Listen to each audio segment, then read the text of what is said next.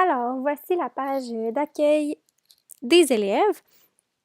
Alors, moi, je m'intéresse au lexique dans cette vidéo. Alors, je vais aller juste ici, on a le lexique. Je vais cliquer dessus. On arrive directement sur l'interface du lexique de mathématiques de NetMath.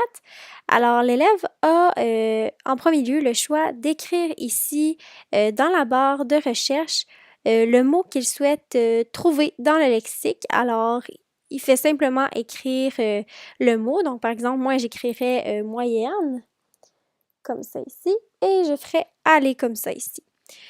Maintenant, pour les besoins de la cause, j'aimerais aussi montrer une deuxième façon, en fait, de trouver le vocabulaire qu'on cherche.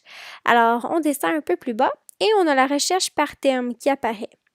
Alors, moi, par exemple, mon intention pédagogique, c'était de soutenir les élèves dans la compréhension de la moyenne arithmétique. Alors, je vais aller directement dans la section statistiques, juste ici.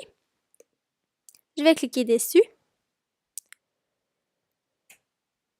Ce qui va m'apporter à une liste de vocabulaire se rapportant aux statistiques. Alors, celle-ci est faite en ordre alphabétique, alors je vais descendre plus bas pour trouver la moyenne. Je vais aller dans la page suivante.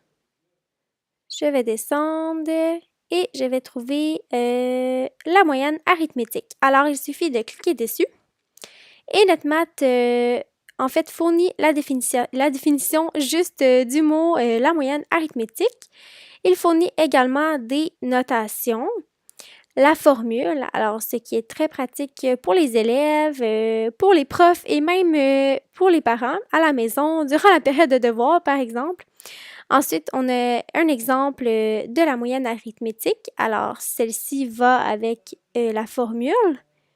Et on peut voir aussi certaines listes de vocabulaire, en fait, qui se rapportent à la moyenne arithmétique.